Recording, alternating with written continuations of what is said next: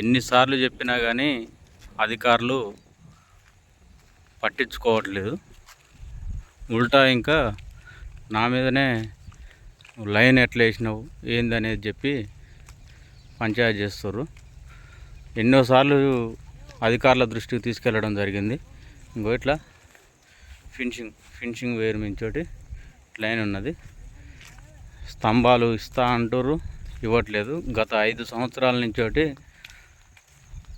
Government వచ్చేసి రైతుని రాజుగా చూడాలని చెప్పి గవర్నమెంట్ అంటుంది. ఈ అధికారులు మాత్రం నిర్లక్ష్యం చేసి ఈ రైతు సమస్యని పరిష్కరించట్లేరు. దయచేసి యొక్క చూడండి, ఇది ఎంత ఇబ్బందికరంగా ఉన్నదో. అయితే గతంలో నాది 30 సంవత్సరాల నుంచోటి డీడీ ఉన్నది, 30 సంవత్సరాల నుంచోటి సర్వీస్ ఉన్నది.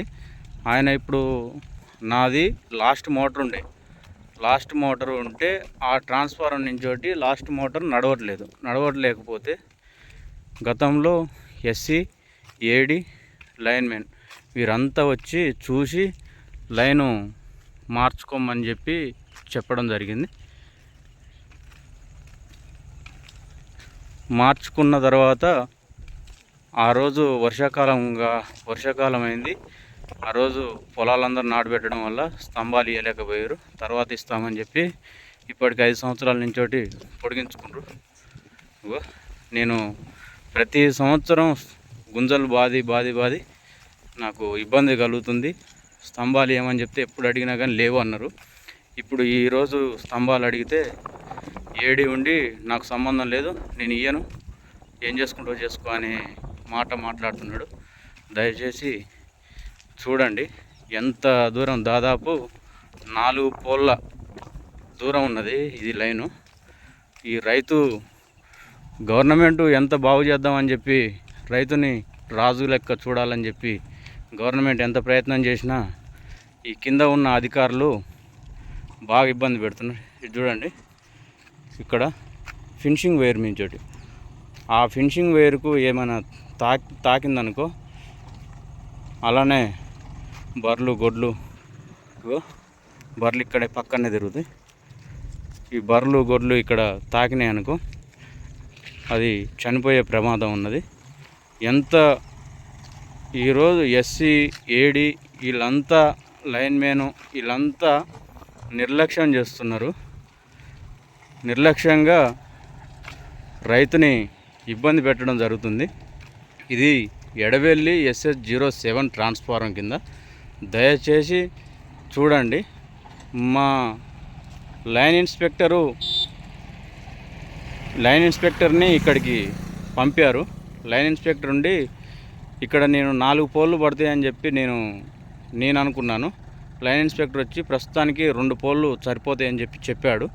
చెప్పినా కానీ లైన్ ఇన్స్పెక్టర్ మాట కానీ లైన్మెన్ అండ్ ఏడి వినడం లేదు. దయచేసి ఈ సమస్యని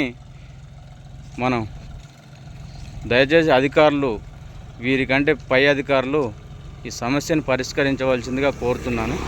ఇదిగో చూడండి ఎంత ఇబ్బందికరంగా ఉన్నదో లైను. చూడండి, ఇది ఫినిషింగ్ వైర్కి ఆనుకొనే ఉన్నది వైరు. చూడండి,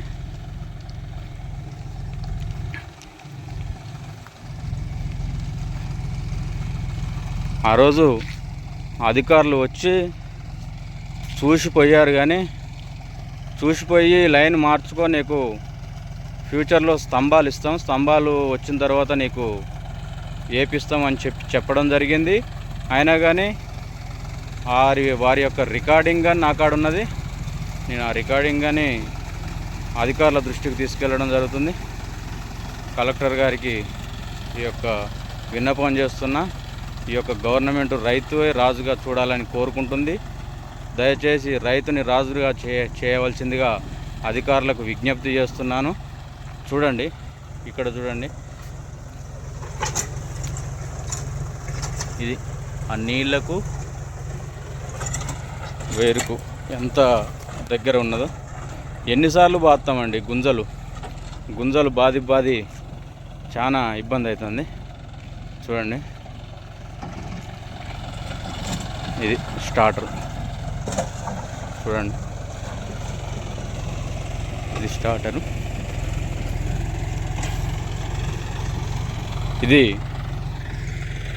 మా యొక్క మోటార్. ఇది ఇక్కడ గతంలో అక్కడ స్తంభం కనిపిస్తుందండి, ఆ స్తంభం కాడ ఉండే లైను, ఆ స్తంభం కాడ చుట్టూ తిరిగి రావడం వల్ల ఒకటే ఫీడర్ మీద నాది లాస్ట్ మోటార్. ఇది నా లాస్ట్ మోటారు. ఈ గవర్నమెంట్ మన టీఆర్ఎస్ గవర్నమెంట్ ఉన్నప్పుడు అది పోయలేదు. అందుకని చెప్పి అక్కడి నుంచి నేను లైన్ తీసేసి అక్కడి నుంచి ఒకవేళ లైను కావాలనుకుంటే ఉన్న గవర్నమెంట్ని నేను స్తంభాలుగానే అడగకుండా ఇంకో ఇలా తాటి మొద్దులు ఇక్కడ ఒక తాటి మొద్దు, ఇక్కడ ఒక తాటి మొద్దు బాది ఇక్కడి నుంచి లైన్ తీసుకోవడం జరిగింది. లైన్ తీసుకుంటే నాకేమవుతుందంటే కరెంటు సరిపోక మోటార్ ఎత్తుకోవట్లేదు. ఒకవేళ నా మోటార్ ఎత్తుకుందనుకో ఆ పక్కనే ఉన్న వేరే అతని మోటారు, అక్కడ 2 మోటార్లు అక్కడ పడిపోవడం జరుగుతుంది. దయచేసి అందుకనే చెప్పి ఈ లైన్ తీసేసి ఇటు నుంచి సేమ్ ట్రాన్స్ఫార్మర్ ఇక్కడి నుంచి లైన్ తీసేసి ఇటు వేయడం జరిగింది. రోడ్డు పక్కన నుంచి వేయడం జరిగింది. ఈ యొక్క సమస్యని పరిష్కరిస్తారు అని చెప్పి అధికారులని నేను ఎంత అడిగినా కానీ అధికారులు నెగ్లెక్ట్గా మాట్లాడడం, ఒకసారి వేస్తామని చెప్పి ఒకసారి వేయను అని చెప్పి ఏం చేసుకుంటావో చేసుకో అని చెప్పి మాట్లాడుతారు. ఇది చూడండి, ఇగో ఇప్పుడు ఆడ లైన్ ఉన్నది, ఆడ ఫినిషింగ్ వెహికల్ లైన్ ఉంది, ఆడ బర్రెలు పోవడం జరుగుతుంది. ఆడ బర్రెలు గొడ్లు, ఆ ఫినిషింగ్ వైర్ కాడ బర్రెలు గొడ్లు ఉన్నాయి. అది ఏమైనా అయితే ఎవరు ఇబ్బంది పడాలి? రైతే ఇబ్బంది పడాలనా? దయచేసి ఈ యొక్క సమస్యని పరిష్కరిస్తారని నేను కోరుకుంటున్నాను.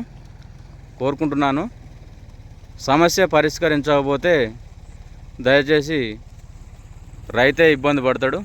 దయచేసి ఈ సమస్యని పరిష్కరించవలసిందిగా ఏడీ గారికి, ఎస్సీ గారికి, లైన్మ్యాన్కు, ఏఈకి నేను విజ్ఞప్తి చేస్తున్నా. దయచేసి ఈ యొక్క సమస్యని పరిష్కరించాలి.